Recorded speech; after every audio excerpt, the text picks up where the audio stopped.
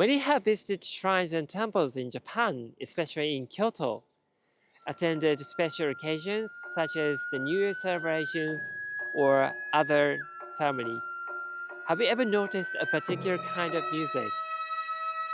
This is known as Gagaku, Japan's oldest form of music, which has been performed for over 1,300 years. The Hichiriki, a small double-reed cylindrical instrument, plays the main melody. Tracing the origins of any musical instrument can be challenging due to centuries of cultural exchange and migration. Yet, in the case of the Hichiriki, we have a rare opportunity to follow its lineage.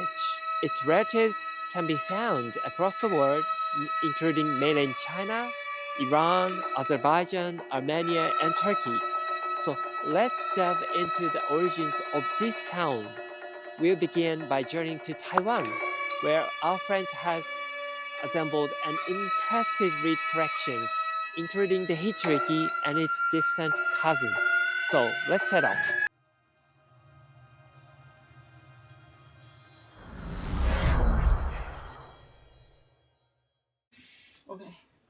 Okay.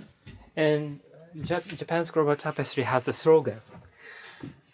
So in the beginning, we have to say slogan. Connected by our roots. Connected By our roots. Roots. Connected by our roots. This is perfect. Okay. Hello, welcome to Japan's Global Tapestry. I'm Yomi Akeru, and My name is Yanong. Yanong. I'm from Taiwan. So yes, we are now in Taiwan, and to test the hypothesis in the Japanese oldest music called Gagaku. This Hichiriki has relatives worldwide. In mainland China, Guanzi, and Duduk in Armenia. I've never heard of the Hichiriki directly, and so now we have the various kinds of reed flutes. So we just hear the sounds and compare the timbre. Yeah. Yeah. Okay. And this is a new Hichiriki, so the reed part is not just fitted. Need to be adjusted. Yeah, but can you play? I don't think so because the sound is not right. Okay, but usually the lead part is wet. Wet and narrower. Narrow. Yeah. Okay, but this Hichiriki is new and dry and so open. So I'm not sure can I make sound or not. Okay. I don't think so because now it's more wider. Okay. Yeah. It needs time to adjust it. So we just talk about the reed part is like a child, so we need to grow. Cultivate it. Yeah, cultivate. Yeah, time by time. And it's my first time in my life to see the Hichiriki actually. Yeah. Just 5 minutes ago. 5 minutes to touch it. Okay. So and this Hichiriki went to Japan around 7th century. And Hichiriki played in mainland China first, but improved the shapes and structures, and it is a Guanzi. Ancestor. Offsprings. Oh, I'm not sure. Yeah, so size is different, and this part, with clip and no clip, strings. Metal wired. Bounded. Yeah, bounded like this. Okay. Yeah. So the sounds of Guanzi is like this.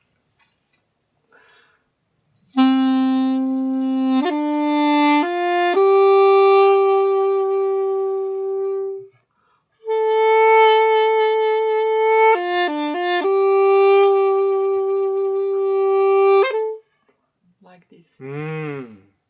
It's more deep. Maybe Hichiriki. Hichiriki is higher, but it's deep and low, and the timbre of sound is very light. I think it's also related to different musician players. Yeah, depends on the player. Yeah, because depends on the player.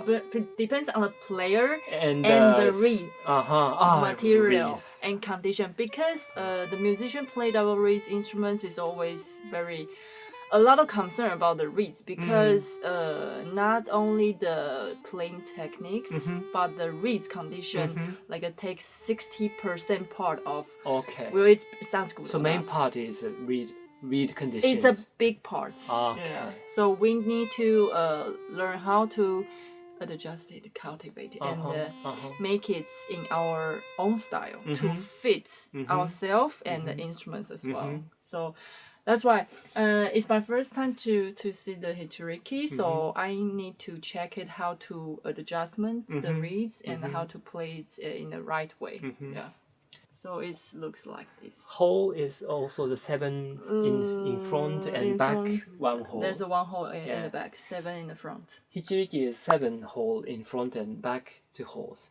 And this one not use. Not used. Yeah, and it's a mystery. Why this hole exists. I thought it's for the right hand to hold it, but it doesn't affect the sound. I don't know because I will check it. Yeah, please check. I will check it. So this is Duduk from Armenia. Very important. Got the clap as well to keep the shape of the reeds. Okay. Openness. And is the mouthpiece. And this is the clip. So when we play it, the clip will be under mouthpiece. So big. Yeah. But it's small. Yeah, it's super small. Similar structure. Yeah, and there is but the hole is different. 1, 2, 3, 4, 5, 6, 7, 8. Yeah. 8 in the front and 1 in the back. Yeah. So the duduk will sound like this.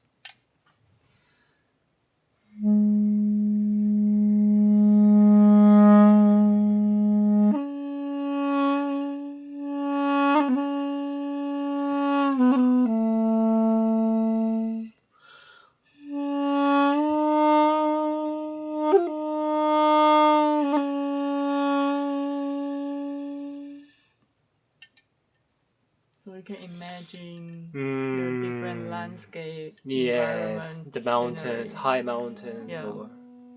When I was in Armenia, I asked about the duduk to the local musicians, and they said there's a kind of like a standard timbre for duduk. They like the very round, soft timbre of duduk. So if you play like a bustling sound, the bustling sound is more strong. like a hichiriki, the vibration. It's not Is not the right sound because each ethnic group got their own preference for the sounds. But maybe for Duduka's families like Balaban or Hichiriki, they have a different sound from the Duduk preference. Interesting. So there is no good or bad or right or wrong. It's just for the different taste. Yeah. It's a dark flute. In Taiwanese, we called it Abudara. Abudara means dark's mother flute. Yeah, and it was used in Taiwanese opera for the background music. And the feature of dark flute is imitate human crying. So we use a lot of vibrate. Abudara, dark flute. Okay. Sounds like this.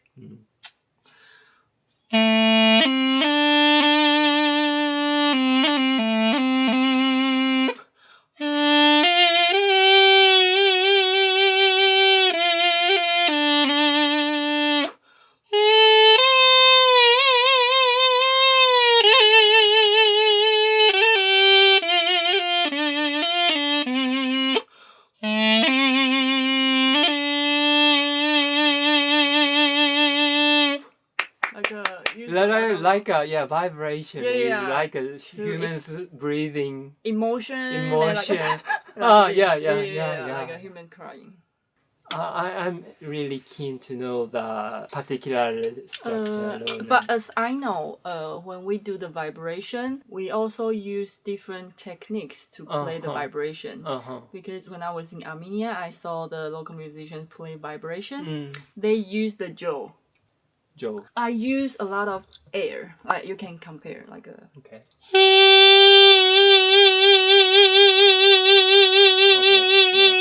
Or. Oh, it's like a Hichiriki. Yeah. Guanzi. Also like a similar.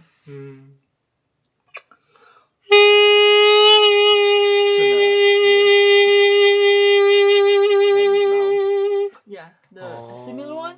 But what I saw in Armenia is they use jaw to vibrate. Part of it. They also use the air.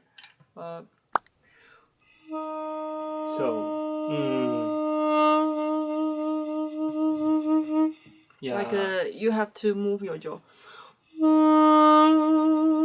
Like this. And when we play Duduk, we have swollen our cheeks. One of the reasons is to get the more round sound, softer sound, because there is a vibration resonance inside the space because you create a bigger space in your mouth. And then convert to the sounds or timbre. So for them, because they want to achieve the softer timbre, so they try to make it bigger. It's really big compared to what I did now, because I'm not used to do this. They swollen their cheeks. Like this. Yeah. As I know, I'm not a Duduk profession, but I just told what I know. Yeah, but for when I play Guanzi, when I learn Guanzi, I don't swallow my cheeks. Maybe the reason is also related to cycling breathing.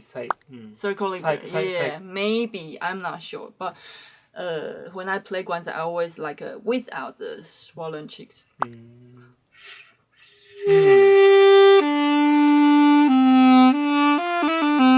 Quite different. Right. Yeah. But for Abudara, traditionally, they use swollen cheeks because they also use a lot of circular breathing. But because my main instrument is Chinese sona, I'm not used to it to control the sound perfectly with the swollen cheeks. So what I play, sometimes I will use the swollen cheeks, sometimes I don't. Yeah. So it's like a combined way. Okay. Depend on what kind of sound I want to achieve and also tuning. Yeah. And Aulos. Yeah. Aulos. It's Max Bloomberg's baby. Hello, Max. Hello, Max. We've connected finally. Because Thank you very much. So the difference is the reed part but is different. It's a lot of different. Yeah, a lot of different. The reed part is different, and the bore. The structure is. Yeah. The bore is thinner. Yeah, thinner and longer. And different numbers of holes. Yeah, it's two pipes to play together. For the right hand is lower sound. For the left hand is higher pitch.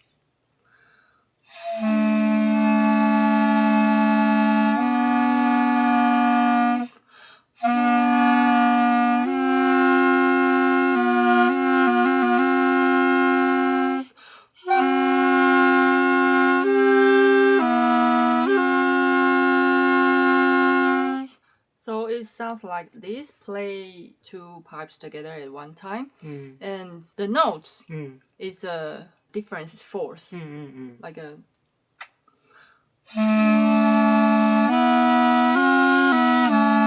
You mean the interval is fourths. Yeah.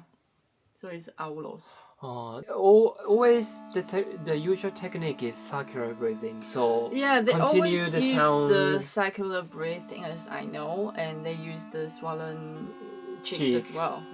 Yeah, because I think they try to chase the continuing music melodies. Yeah. At first, I thought that the Hichiriki is a relative of Aulos because the cylindrical and double reed instrument, but its structure is quite different. It is very different. Very different, and sound is also different. And the shape of the finger hole is also different. Yeah. It's interesting that in the Chinese music books and papers say Bukhara's Hichiriki. Bukhara in Uzbekistan. It is twin pipes. The Hichiriki 1, 2, and banded together. Tied up together. Yeah. And I thought it's influenced by the Aulos because it's twin pipes, but it's quite separated. Maybe you never know. Maybe they are influenced from the two pipes. Yeah. Okay, so I understood. Yeah, it's really different. So now the mystery piece is the prototype or the origin of the Hichiriki is where. Some experts say that Balaban played in Azerbaijan or Iran. Yeah, is a prototype of Hichiriki. Hermitage Museum in Russia housed the silver plate. The Sassanian Empire, 224 drawing the images playing the Balabans. No particular evidence, so I'm looking for. So there's a clear image about the instruments. Balaban. Yeah. I mixed the Hichiriki and Aulos and also Sorna. So Sorna. Sorna is from the Persian originated. So now we're looking for the evidence. So please, if you know anything about the Balaban that I mentioned, please share with the comment. What do you think of our research in Taiwan? Could the Balaban be the prototype of the Hichiriki? Now we are investigating the origins of the Hichiriki and Balaban, as well as the connections of these two instruments. If you have any information, perspectives, or evidence, please share it with us. Let's weave authentic narratives together, connected by our roots. Don't forget to subscribe and see you later in the following video.